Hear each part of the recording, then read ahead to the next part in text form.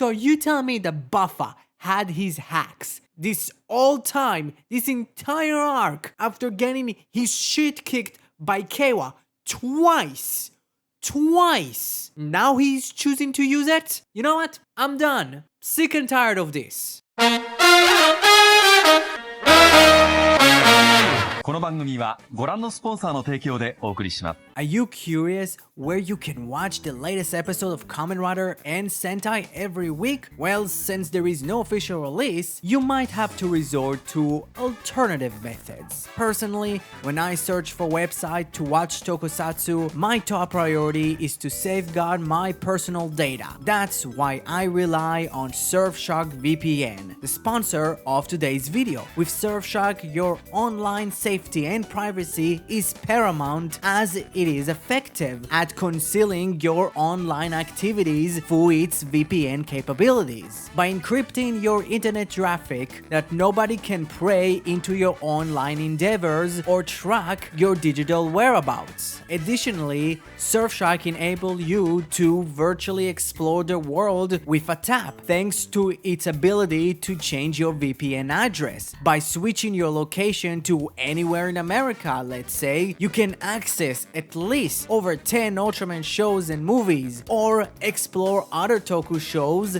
available on Tokusatsu. You can poke around at the Japanese Premium Bandai page and discover a captivating array of expensive children's toys. I highly recommend getting Surfshark VPN today, as it comes with an extra 3 months. Simply click the link in the description, and if you are unsatisfied, rest assured there is a 30-day money-back guarantee. So why wait any longer? Take advantage of this fantastic offer and sign up now. It's an incredible opportunity for all of you, my fellow Tokusatsu fans. So the world has been reverted to the one that was from episode 38 to 31, having all the people that died in the DGP, or at least in cause of the DGP, die again, because we're not even going to talk about all the people that died, like Taro and Genpin. No, nobody gives a shit. We want a world where everybody is happy, but everybody that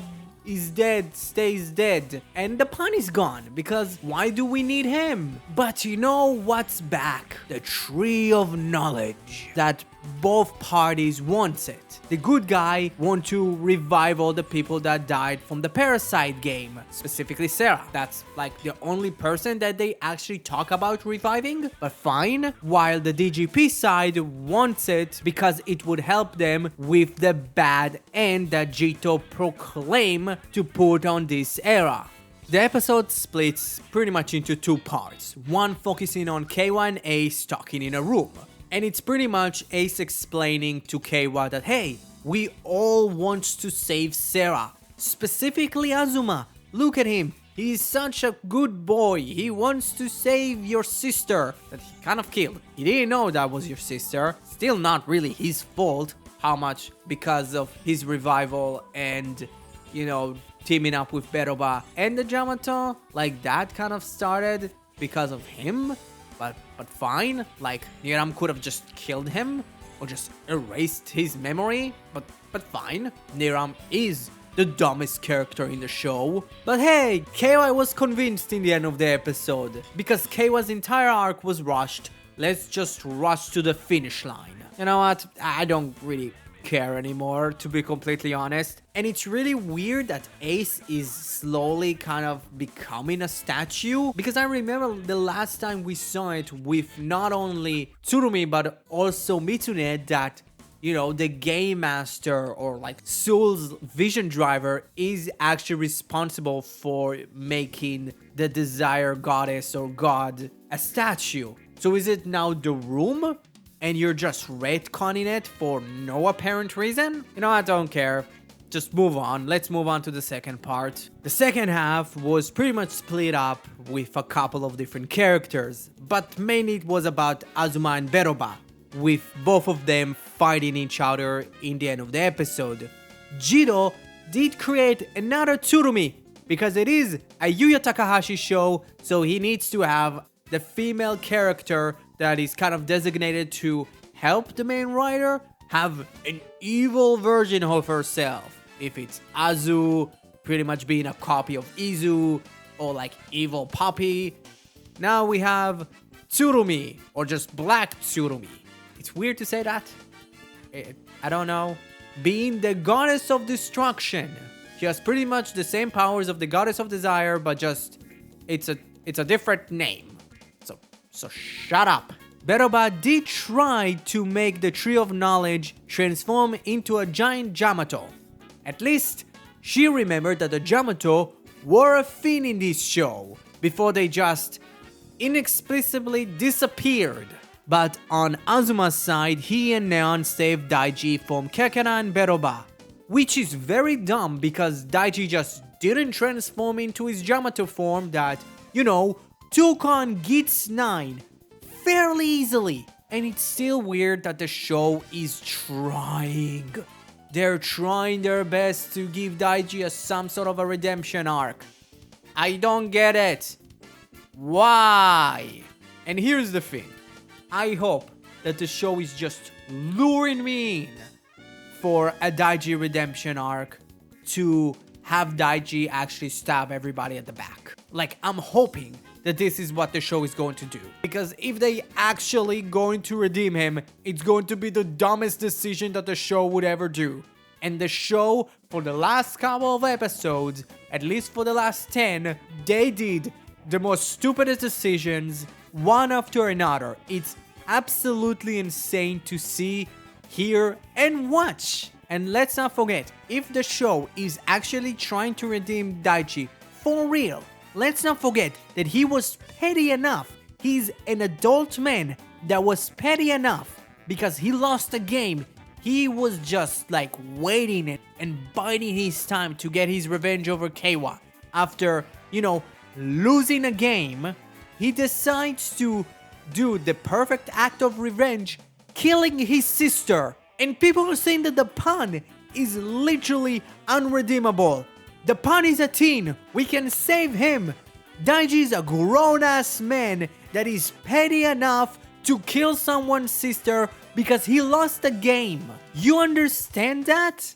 You know what? Okay, I'm done talking about Daiji. Daiji is a dumb character that weirdly gets a redemption arc. Just let's hope that he's going to backstab everybody at the end of the season.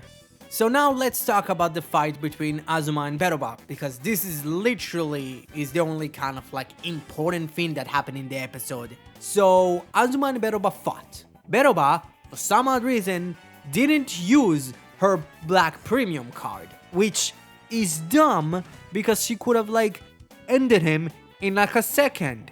But fine, let's not do that. So let's have Kamen Rider Beroba fight Buffa. Well, there is a reason. Buffa had his hacks his entire time and he just didn't use it. What the fuck? No, like explain to me, Yuya. He had that the entire time and he just decided not to use it. I'm sorry, like the show told us that wishes, no matter if you lose a Desire Grand Prix, after you win it, those wishes stick. That was his wish. His wish is for the power to destroy all the riders. So he had it since what? Episode 36? Episode 35? Something like that? He had it this entire time. And he just now used it. He had it for the entirety of the Desire Royale arc. And after that arc ended, his powers are just gone? Because let's not forget, Ace's wish did stick. So it's like, that wish stuck, but Azuma's wish didn't? Or he just decided not to use it? Again, it's dumb. Like, I don't get it. You can like Geats.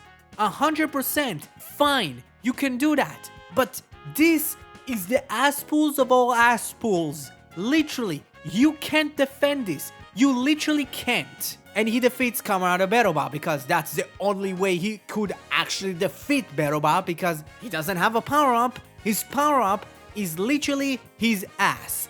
He pulls shit out of his ass like it's nothing. And before Kekera can come in and fight Azuma, Keiwa comes in, pretty much setting up Kekera versus Keiwa for next week's episode. You know what's funnier to think about? They revived just Sarah. 100% they just revived Sarah because this is the only person that we see get revived. So literally, you revived an entire world where everybody's loved one is dead because of a stupid game to revive one person. And let's say the way that the people come out is very much in the placement of where they are on the tree. I don't believe a lot of people would make that. I'm just saying. I don't know. The only parts that I really like is Kekera. Kekera is my favorite character in the entire show. Like, he's literally the most amazing character ever. I love Kekera so much. Literally, if I could come out with something extremely positive about this show that is a character that is interesting, compelling, and didn't really got hurt by everybody getting rushed, is Kekera. Like, think about all the characters. Everybody or got rushed or just were swept to the side. It's like Kekera and Neon. And I think Neon was also kind of rushed too. So yeah, that was Geats46. I am sick and tired of this show. I am waiting for Gachard so bad. So, here is a message to Yuya Takahashi. Take a break out of Kamen Rider. Take a break, maybe move to Sentai. Maybe he would do great at Sentai because literally, King Gojo is head-ridden by a guy that worked under Yuya. So, maybe Yuya would have worked better for Super Sentai than Rider. Because like, it's just like bad. Geats is bad now. Like, Geats is not enjoyable. So yeah, what you thought about episode 46 of Kamen Rider Geats? Comment below, let me know. Thanks Surfshark for sponsoring my channel. Subscribe to my channel if you didn't. Thank you very much. Have a great rest of your day.